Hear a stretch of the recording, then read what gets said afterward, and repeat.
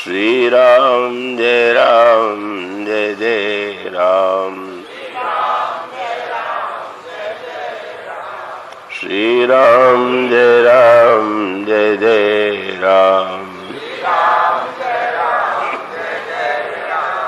बोलिए श्यावर रामचंद्र। ओम मंगलमूर्ते नमः। गणाधिपते नमः। वर्णानामर्थसंज्ञानां रसानां छन्दसामपि मंगलानां च कर्तारो वन्दे वाणी विनायकौ। शान्तं शाश्वतमप्रमेयमनघं निर्वाणशान्तिप्रदं ब्रह्मा शम्भुफणीन्द्रसेव्यमनिशं वेदान्तविद्यं रामाख्यं जगदीश्वरं सुरगुरुं मायामनुष्यं हरिं वन्देऽहं करुणाकरं रघुवरं भूपालचूडामणिम्। रक्ताम्भोजदलाविरामनयनं पीताम्बरालङ्कृतं श्यामङ्गं द्विभुजं प्रसन्नवदनं श्रीसीतया शोभितं। कारुण्यामृतसागरं प्रियगणैर्भ्रात्रादिभिर्भावितं वन्दे विष्णुशिवादिसेव्यमनिशं भक्तेश्च सिद्धिप्रदम्। कौशलेन्द्रपदकञ्जमञ्जुलौ कोमलावजमहेशवन्दितौ जानकीकरसरोजलालितौ चिन्तकस्य मनोरङ्गसंज्ञौ वन्दे हृदयतनया पदपुण्डरीकं कैशोरसौरभ समाहृतयोगिचित्तं हन्तुं त्रितापमनिशं मुनिहंससेव्यं सन्मानसालिपरिपीतपरागम्।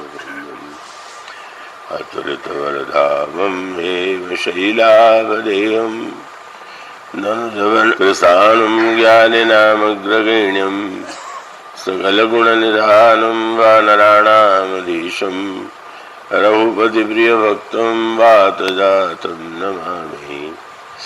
यत्र यत्र रघुनाथकीर्तनं तत्र तत्र कृतमस्तकाञ्जलिं बाष्पवारि परिपूर्णलोचनं मारुतिं नमत राक्षसान्तकम्। गरुडमाज्ञानी गुणराशि हरिसेवकयति निकटनिवासी कुन्देन्दुधरगौरसुन्दरं म्बिकापतिमभीष्टसिद्धिदं कारुणिककलकञ्जलोचनं नौमि शङ्करमनङ्गमोचनं।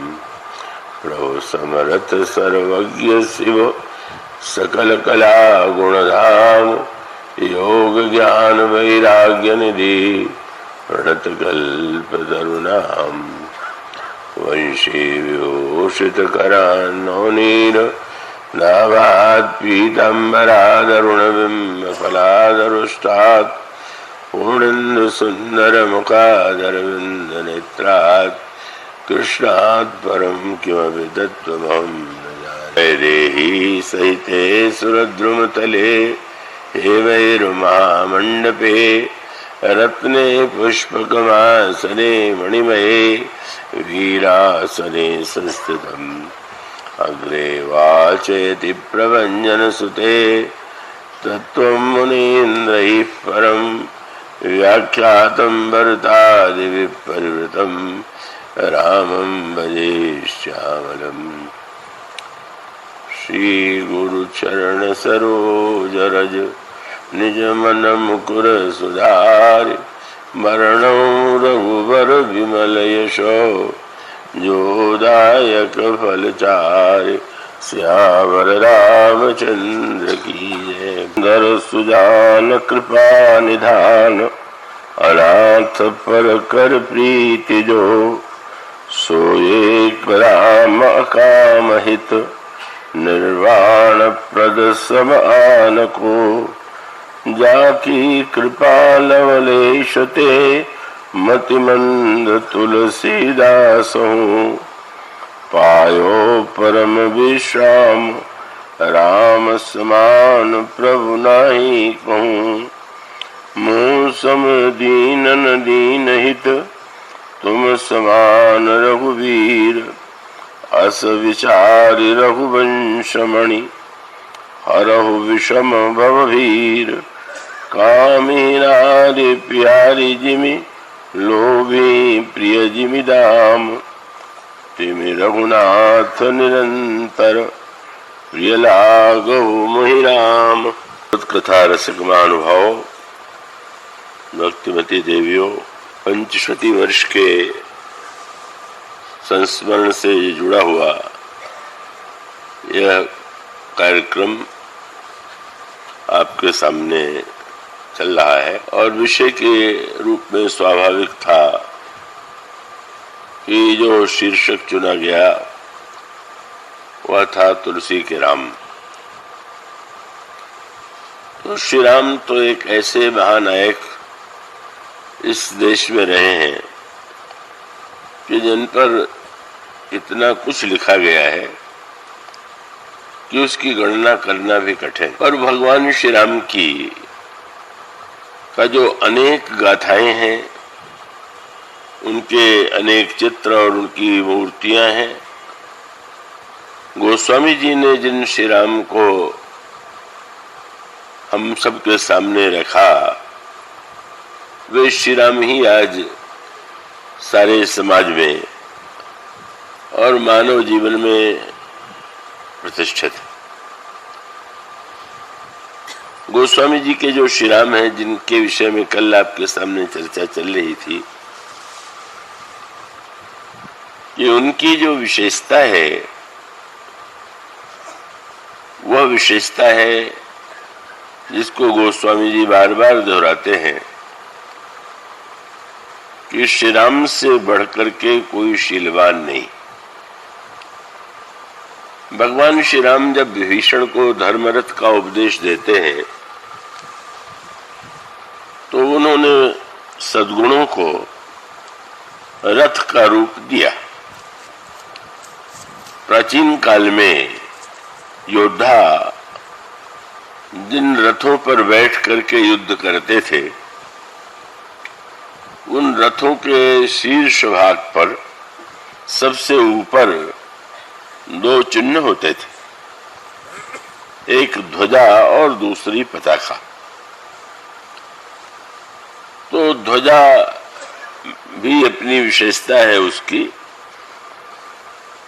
पर जो माप संस्कृत में ग्रंथ है समरांगण सूत्रधार, दक्षिण का वह ग्रंथ है, उसमें एक पताका कितनी बड़ी होनी चाहिए, ध्वजा कितनी बड़ी होनी चाहिए, इसका वर्णन किया गया है।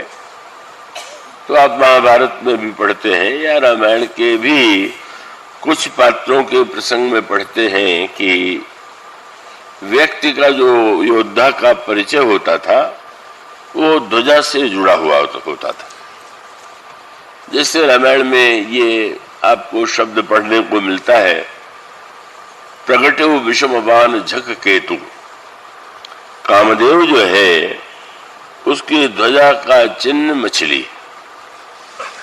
तो वो स्वाभाविक रूप से अगर झक केतु शब्द का प्रयोग करें तो प्राचीन काल में वो समझ लिया जाता था कि वह काम का ही परिचायक शब्द है, क्योंकि व्यक्ति तो रथ में बैठा हुआ है और ऊपर जो ध्वजा अथवा पताका है वो दूर से दृष्टिगोचर होती थी। तो व्यक्ति से भी अधिक परिचय उसकी ध्वजा और पताका से ही मिलता था। अर्जुन के विषय में प्रसिद्ध है, अर्जुन कपिध्वज है। कपिध्वज है, उनके ध्वजा पर अब श्री हनुमान जी का चित्र अंकित है अथवा श्री हनुमान जी स्वयं विराजमान है, पर वो भी कपिध्वज का करके वो अर्जुन का परिचय दिया जाता है। महाभारत में द्रोणाचार्य के लिए कहा गया उनके रथ पर कमंडलू का चिन्ह होता था, आसन का चिन्ह होता था। अब जब युद्ध होता था तो युद्ध में योद्धा के वध के ही साथ साथ और भी अनेक वस्तुओं को काटने की चेष्टा की जाती थी। जैसे रथ का पहिया काट दिया गया तो अब स्वाभाविक है कि जो रथ पर बैठा हुआ योद्धा है वो नीचे चला जाएगा, नीचे गिर जाएगा। अथवा रथ के घोड़ों को ही मार दिया गया तो फिर भी वही स्थिति है। और सबसे मुख्य चेष्टा यह की जाती थी कि व्यक्ति के रथ के ऊपर जो ध्वजा और पताका है उसे काट दिया जाए। तो ध्वजा और पताका का कटना अशुभ तो मानते ही थे, मानो उस व्यक्ति के पराजय का भी एक दृश्य माना जाता था। तो भगवान श्री राम ने जब धर्म रथ का वर्णन किया तो उसमें जो सद्गुण है उन सद्गुणों का ही वर्णन रथ के विभिन्न अंगों के रूप में किया। सुनहु सखा कह कृपा निधाना, जय जय होई सुसंदन आना।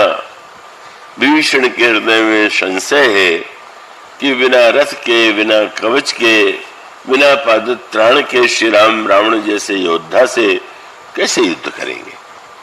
भगवान श्री राम कहते हैं कि सखा मित्र विभीषण, जिस रथ के द्वारा विजय प्राप्त की जाती है वह रथ वह नहीं है जिस पर तुम्हारा भाई बैठा हुआ।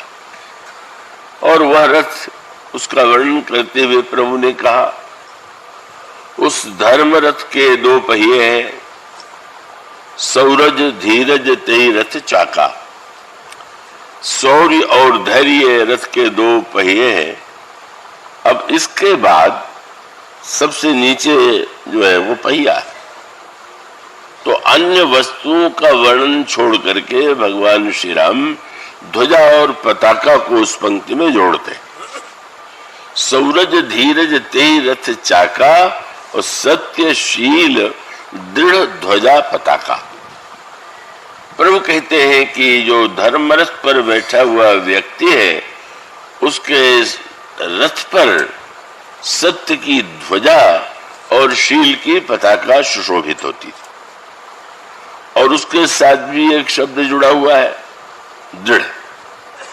इसका अभिप्राय यह है कि अगर वो कटने योग्य होगा तब तो सामने वाला योद्धा काट ही देगा। तो ऐसी स्थिति में वह दृढ़ ध्वजा और दृढ़ पताका अपेक्षित है, ऐसे भगवान राम कहते हैं। उसके बाद वे कहते हैं बल विवेक इंद्रिय दमन परोपकार ये चार घोड़े हैं। क्षमा और कृपा समता उसकी लगाम है। ईश्वर का भजन उसका सारथी है। वैराग्य उसकी ढाल है। ज्ञान उसकी संतोष उसका कृपाण है। और धनुष विज्ञान का जो धनुष है वह मानव विज्ञान है। और जो तर्कस है वह व्यक्ति का, साधक का पवित्र मन है और उसमें नाना प्रकार के साधन और सत्कर्म है। ब्राह्मण और गुरु के चरणों की आराधना यह उसका कवच है। और प्रभु कहते हैं कि जो व्यक्ति ऐसे रथ पर बैठा हुआ है वो कभी परास्त नहीं होता। तो सौरज धीरज तेई रथ चाका, सत्यशील दृढ़ ध्वजा पताका, बल विवेक दम परित घोरे, क्षमा कृपा समता रज जोरे। ईश भजन, भगवान का भजन ही उसका सारथी।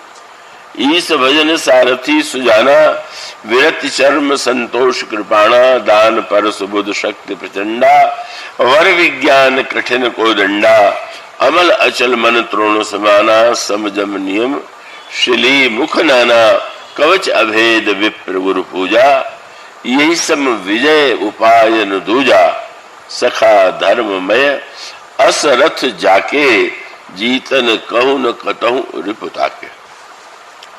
तो भगवान श्री राम ने धर्मरथ के जिन अंग और उपांगों का वर्णन किया उसकी अपेक्षा ध्वजा और पताका में एक शब्द और भी जुड़ा हुआ, जो अन्य के साथ जुड़ा हुआ नहीं, और वो शब्द है सत्यशील दृढ़ ध्वजा पताका। दृढ़ ध्वजा पताका का तात्पर्य यह है कि अनेक ऐसे व्यक्ति होते हैं कि जिनके जीवन में सत्य के प्रति महत्व बुद्धि है, पर कोई बहुत बड़ा संकट या प्रलोभन आने पर तो वो सत्य से विचलित हो जाते हैं, और सत्य से विचलित हो गए इसका अभिप्राय कि उनकी सत्य की ध्वजा कट गई। एक व्यक्ति स्वभाव से अच्छा है, शीलवान है, लेकिन कोई ऐसी स्थिति आती है जब वो शील की रक्षा नहीं कर पाता है, तो मानो शील की पताका कट गई। तो इसका मूल दो का अभिप्राय कि जीवन में सत्य के साथ साथ शील की आवश्यकता है, और सत्य की ध्वजा तो है ही आवश्यक, पर शील की पताका उससे भी ऊपर है। और ये स्पष्ट दृष्टांत दिखाई देता है कि सत्यनिष्ठ व्यक्ति भी अनेक अवसरों पर सत्य से विचलित हो जाते हैं। महाभारत में सबसे बड़े सत्यनिष्ठ माने जाते थे महाराज युधिष्ठिर, और ये कहा जाता है कि अन्य योद्धाओं का रथ पृथ्वी पर चलता था, पर युधिष्ठिर का रथ पृथ्वी से ऊपर उठा हुआ चला करता था। वो उनके सत्यनिष्ठा का प्रमाण माना जाता था। उस समय जब भीष्म के बाद गुरु द्रोणाचार्य सेनापति बने, महान योद्धा, शक्ति के पुंज, अस्त्र शस्त्रों के ज्ञाता, उन निरंतर पांडवों की सेना का संहार कर रहे हैं। और द्रोणाचार्य की विजय का अर्थ है दुर्योधन की विजय, और दुर्योधन की विजय का अर्थ है कि अधर्म की विजय। अब बड़ी जटिल समस्या है। द्रोणाचार्य गुरु हैं, वंदनीय हैं, गुरु की बड़ी महिमा है, पर यह स्थिति ये है कि उसकी विजय में, उनकी विजय में गुरु की विजय नहीं है, द्रोणाचार्य की विजय नहीं है, अपितु अधर्म की विजय है। द्रोणाचार्य के साथ एक समस्या जुड़ी हुई है, उन्हें मारना सरल नहीं है, पर यह पता था, यह ज्ञात हो गया कि उनके हृदय में, जीवन में सबसे बड़ी ममता अपने पुत्र अश्वत्थामा के प्रति है, और जीवन में अश्वत्थामा के लिए उन्होंने अनेक कष्ट और अपमान झेले थे। ऐसा पुराण की गाथाओं में विस्तार से वर्णन आता है। तो वो एक तरह से वो कहना चाहिए कि उनके जीवन का एक लक्ष्य ही था, हमारा पुत्र जो है दीर्घ जीवित हो और उसके समस्याओं का समाधान में कर सकूं। और तब यह लगा कि द्रोणाचार्य जब तक शस्त्र का त्याग नहीं करेंगे, तब तक कभी भी पांडव विजय नहीं हो सकते, और द्रोणाचार्य के हाथ से शस्त्र छुड़ाना किसी योद्धा के वश में नहीं।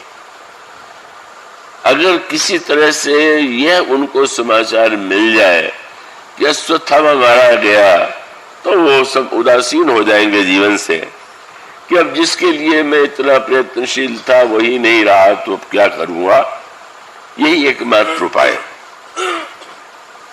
पर प्रश्न था कि अश्वत्थामा की मृत्यु की बात तो सर्वथा झूठी होगी। अगर जाके कोई कह भी दे कि अश्वत्थामा मारा गया तो असत्य है। तो नए नए मार्ग ढूंढने गए कि सत्य का भी बचा, सत्य की भी रक्षा हो जाए और अपना स्वार्थ भी सिद्ध हो जाए। यही मानव चरित्र की दुर्बलता है। का वो लगता यह है, और ये बड़ी विचित्र बात है कि बुरा व्यक्ति जो होता है वो बुराई जो करता है वो बुराई के रूप में करता है, पर भला व्यक्ति जब बुराई करना चलता है तो उसको भी कोई भलाई का रूप देने की चेष्टा करता है। उसको संकोच लगता है कि लोग मेरे विषय में क्या कहेंगे, तो इसलिए कैसे क्या उपाय है? तो महारथी भीम, पांडवों में श्रेष्ठ बलवान, उन्होंने कहा एक उपाय है। सेना में भी एक हाथी था, उसका नाम अश्वत्थामा था, और उन्होंने कहा कि मैं अश्वत्थामा हाथी को मार देता हूं और उसके बाद सूचना दे दूंगा जाकर के द्रोणाचार्य जी से कि अश्वत्थामा मारा गया। मानो किस तरह से का वो सीधे असत्य के पाप से बचने के लिए अश्वत्थामा हाथी को मारते हैं, जाकर कहते हैं कि अश्वत्थामा मारा गया। लेकिन भीम पर भरोसा नहीं है द्रोणाचार्य को। तो राजनीति में व्यक्ति झूठ भी बोल लेता है सफलता के लिए। हो सकता है कि ये युद्ध से मुझे दूर करने के लिए, विरत करने के लिए झूठ बोल रहे हो। अब क्या हो? उस समय एक बड़ी विलक्षण सी स्थिति हुई। तो पूछा गया द्रोणाचार्य से कि आप किसके कहने पर इससे सत्य मानेंगे? भगवान कृष्ण ने कहा कि यदि मैं कहूं तो, बोले मुझे आप पर तो बिल्कुल भरोसा नहीं। आप तो समय समय पर न जाने कितनी बार असत्य बोला करते। भगवान कृष्ण के विषय में उस समय ऐसी ख्याति थी। तो फिर किस पर आप विश्वास करेंगे? तो उस समय उनका धर्मराज युधिष्ठिर कि सत्य निष्ठा पर मुझे विश्वास है, अगर वे कह दें तो मैं विश्वास कर लूंगा। अब भगवान कृष्ण ने कहा कि आप करिए। अब भगवान कृष्ण की जो दृष्टि है और समाज और लोक की जो दृष्टि है उसमें अंतर है। भगवान कृष्ण का तात्पर्य यह है कि अगर व्यक्ति का सत्य अधर्म के विजय का कारण बने तो इससे बढ़कर के तो सत्य का कोई दुरुपयोग नहीं होगा। तो ऐसी स्थिति में वे चाहते हैं कि लक्ष्य को दृष्टिगत रख करके वाणी के असत्य को यदि वे माध्यम बनावे तो इसमें अनौचित्य नहीं। भगवान ने कहा, पर फिर वही युधिष्ठिर की दुविधा यही है कि महाराज उन्होंने मुझ पर इतना भरोसा किया, सारा संसार जानता है कि मैं सत्यवादी हूं, और मैं कह दूं तो क्या उचित होगा, क्या लोग समझेंगे। तो अंत में उन्होंने एक उपाय सोच लिया। अच्छा, ये जो उपाय सोचना है ये मनुष्य की वृत्ति में धर्म को जो छलने की चेष्टा है। किस तरह से धर्म को हम छलते हैं, और धर्म को छलने का अर्थ है अपने को छलते हैं। एक बड़ी अनोखी बात, बुरा व्यक्ति केवल सामने वाले को छलता है, पर अच्छा व्यक्ति जब छलने चलता है तो पहले अपने को ही छलता, अपने को ही धोखा देता है। वाह, उपाय यही था कि उन्होंने कहा, अच्छा महाराज मैं ये कहूंगा अवश्य कि अश्वत्थामा मारा गया, पर उसके साथ ये जोड़ दूंगा कि पता नहीं मनुष्य की हाथी। अश्वत्थामा हतो नरो वा कुंजरो। सोचिए उस युग का धर्मराज कितना अपने को धोखा दे रहा था। जब पता है कि हाथी मारा गया तब ये कहना कि पता नहीं हाथी की मनुष्य, असत्य ही तो है। पर उनको ये लगता है, संतोष कर लेते हैं कि भाई मैंने तो ये नहीं कहा कि वो अश्वत्थामा मनुष्य मारा गया। मानो अपने आप को किसी तरह से भुलावा देने की चेष्टा करते। पर प्रश्न यही था कि अगर ऐसे कह देंगे तो द्रोणाचार्य कहेंगे अब मैं क्या कैसे करूं। तो ये हुआ कि वो आधा जिसमें वाक्य कहे उसके बाद पूरा करने से पहले ही इतने बाजे बजाए जाए कि द्रोणाचार्य अगला वाक्य सुन ही न सके। यही हम सब लोगों की चालाकी, जिसको हम बुद्धिमत्ता समझते हैं, यही होती है। आधा सुन ले जिससे हमारा काम बनेगा, आधा जिससे हमारा काम बिगड़ने की संभावना है वो हम उससे बचाना चाहते हैं।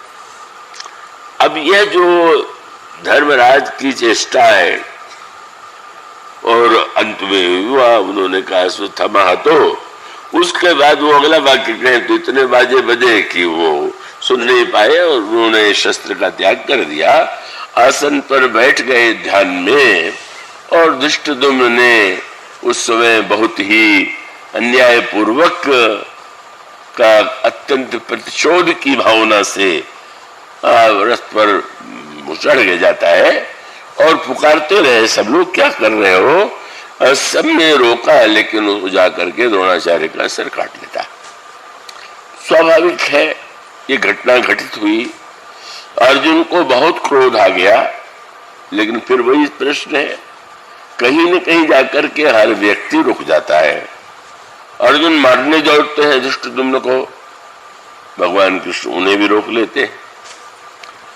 एक और इसका अभिप्राय यह है कि युधिष्ठिर जैसा सत्यनिष्ठ भी कहीं न कहीं जाकर के ऊंचे स्वार्थ के सामने वो अपने आप को छलपूर्वक सत्यवादी कहलाते हुए भी असत्य का आश्रय ले लेता। बस अगला क्षण द्रोणाचार्य जी ने तो शस्त्र का त्याग कर दिया, रथ में बैठ गए, लेकिन कथा आती है कि युधिष्ठिर का रथ जो है वो जमीन से, पृथ्वी से छूने लगा। तो मानो पृथ्वी ने यही कहा, ये कहा जाए कि भाई पृथ्वी सिद्ध करती है कि तुम अभी तक सत्यनिष्ठ थे, अब नहीं हो। पर भक्तों ने इसे दूसरे दृष्टि से देखा, धर्म की दृष्टि से तो उन्होंने असत्य का आश्रय लिया, इसलिए रथ नीचे चला गया। पर अर्जुन को लगा कि रथ नीचे न जाता, क्या भगवान कृष्ण के आदेश को आज्ञा मान करके वे बोलते तो ऐसा न होता। जैसे इस यंत्र में मैं बोल रहा हूं और मेरे मुख से कोई अशुद्ध वाक्य या भाषा निकले तो इस यंत्र को कोई दोष नहीं देगा। तो भगवान की बात को अधूरे मन से माना, मैंने न भक्त रहे न धार्मिक रहे। धार्मिक थे तो बस सत्य में स्थित रह जाते, और भक्त थे तो फिर भगवान आदेश दे रहे हैं तो उस आदेश का पालन करना चाहिए।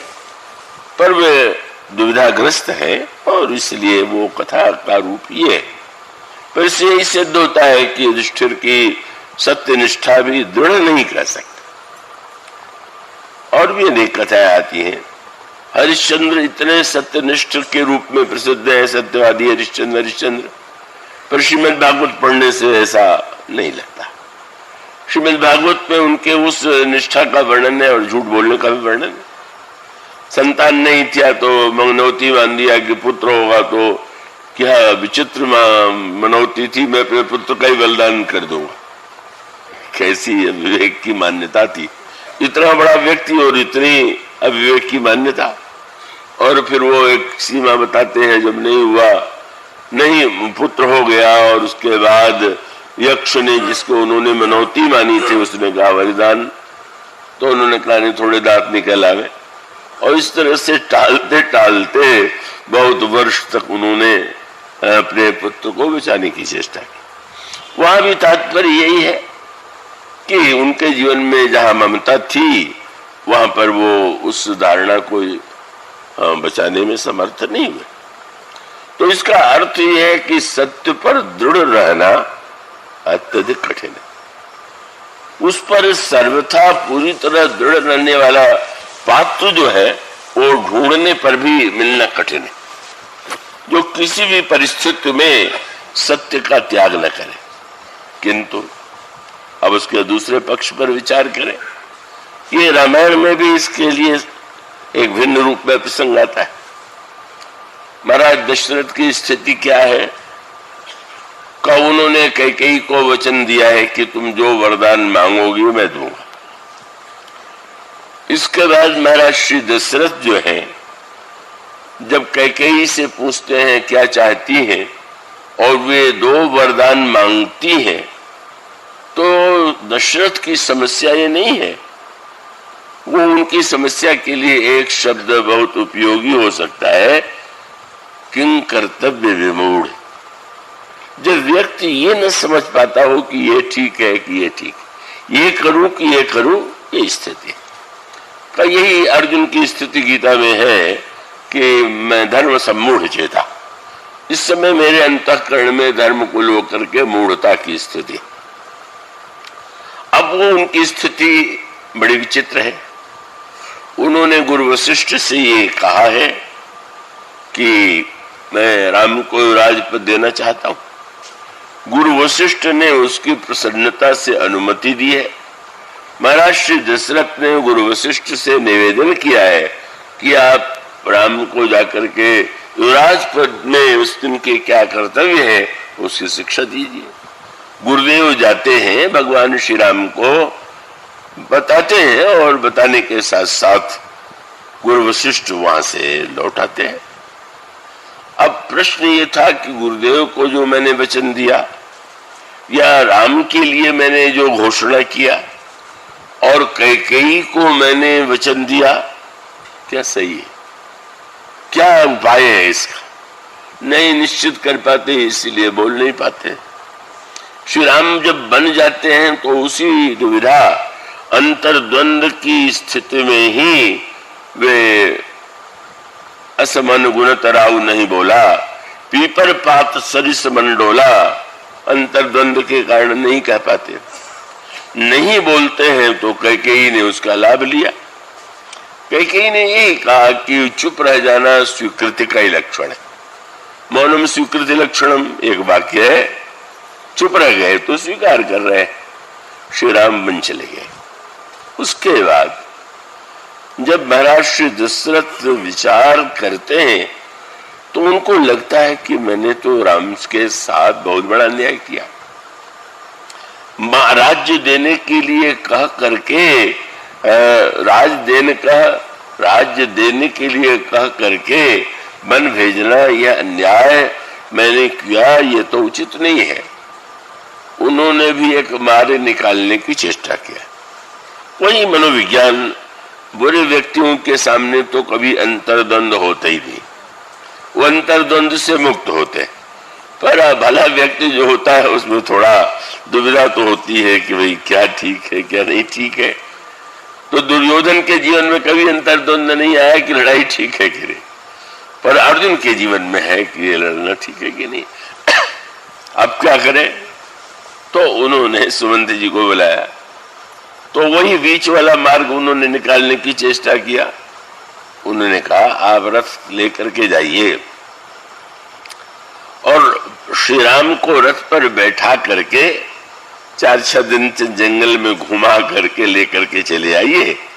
तो बन जाने की आज्ञा भी पूरी हो गई, सत्य भी बच गया और उसके साथ साथ राम को कष्ट भी नहीं होगा और हमारी भावना भी उसके द्वारा सुरक्षित रहेगी। इसलिए वो आदेश देते हैं, रथ चढ़ाई देखराई बन फिरऊ गए दिन चार। सुमंत जी रथ लेकर के जाते हैं। अब भगवान राम के चरित्र में तो बहुत ही अद्भुत समन्वय है। रथ लेकर के पहुंच गए, श्री रामभद्र से निवेदन किया आप रथ पर बैठ जाए, पिताजी ने आपके लिए रथ भेजा है। अब श्री रामभद्र की जो भद्रता है, उनका जो शील है, तो भगवान राम कह सकते थे कि बाप उन्होंने मुझे राज्य छीन लिया, बन दे दिया, रथ भेज रहे, नहीं चाहिए मुझे रथ। पर श्री राम तुरंत रथ पर बैठ गए। ये कितना बड़ा श्री राम का अद्भुत शील है कि नहीं, रथ पर न बैठने से पिताजी को बहुत कष्ट होगा। तो ठीक है, आगे चल करके मुझे अपने निश्चय पर उसका निश्चय का पालन करना है, लेकिन उनकी प्रसन्नता के लिए रथ पर बैठ जाना चाहिए। पर वो बैठ गए और वो अवसर मिला जब उन्होंने रथ का त्याग कर दिया। सहज भाव से यात्रा करते हुए जब गंगा की धारा सामने दिखाई पड़ी तो भगवान श्री राम रथ से उतरे और उतरे रामदेव सरी देखी कीन दंडवत हरस शेखी।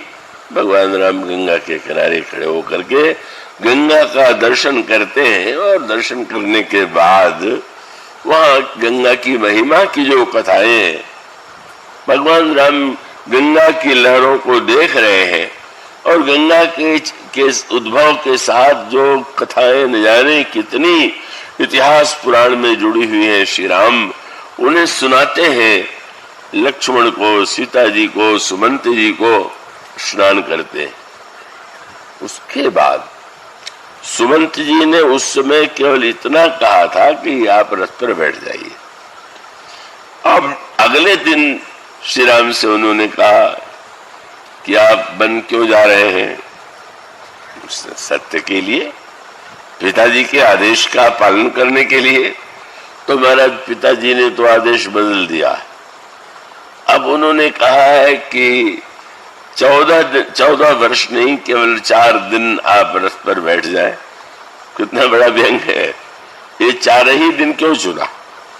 बोले 14 में 4 भी और 1 भी, तो चलो 4 का अंक तो पूरा हो ही जाए, एक छोटा ही अंक है, कोई बात नहीं। मानो 4 शब्द के साथ वो जो अर्थ जुड़ा हुआ है, 4 दिन माने क्यों भाई? 1 दिन में, 2 दिन में नहीं, 4 दिन मानो अपने को एक दे रहे हैं। जब ये प्रस्ताव उन्होंने रखा तो लक्ष्मण जी जो है बड़े क्रोध में आए, और क्रोध में आकर के उन्होंने दशरथ जी के लिए बड़े कठोर शब्दों का प्रयोग किया। जब कठोर शब्दों का प्रयोग किया तो भगवान राम तो संकोच में गड़ गए उनके सामने ही। और उनका छोटा भाई, और छोटा भाई क्या, जो दशरथ के पुत्र भी है, वो निंदा कर रहे हैं, कठोर शब्द कह रहे हैं। तो भगवान श्री राम ने लक्ष्मण को रोका, लक्ष्मण ऐसे नहीं बोलना चाहिए। और फिर आपने हाथ जोड़ करके उनसे कहा कि बरज राम पुनि मोहि निहोरा कहा बन तात लखन लरिकाई। ये लक्ष्मण तो बालक है, इसे पता नहीं कैसे बोलना चाहिए, क्या बोलना चाहिए। आप इस लड़कपन को पिताजी को बिल्कुल न सुनाइएगा। पर प्रश्न ये है कि अयोध्या में लक्ष्मण जी एक बार भी नहीं बोले। जब वन का अवसर था तो भी तो क्रोध में आकर के दशरथ जी के सामने भी गए थे, उनको वहीं फटकार सकते थे, या अयोध्या में और किसी से विरोध कर सकते थे, पर वो चुप रहे। ये अचानक इस समय जो विस्फोट हुआ, इसका कारण क्या है? उसका वही कारण है, लक्ष्मण जी इस प्रकार का छल सह नहीं सकते। उनको अयोध्या में लगा था कि पिताजी धर्मनिष्ठ हैं और वो धर्म की मर्यादा की रक्षा के लिए त्याग कर रहे हैं, तो भले ही मैं उससे मुझे अच्छा न लगे, पर ठीक है, अपनी निष्ठा का पालन कर रहे हैं। तो ये मान करके कि अब कोई व्यक्ति अगर धर्मनिष्ठ है और वो समझता है कि सत्य के लिए राम का त्याग किया जा सकता है, तो मैं क्या बोलूं। और सुवंत की बात सुन के क्यों बल पड़े? ओहो, मैं धार्मिक इनको मानता था, बिल्कुल धार्मिक नहीं और प्रेमी भी नहीं।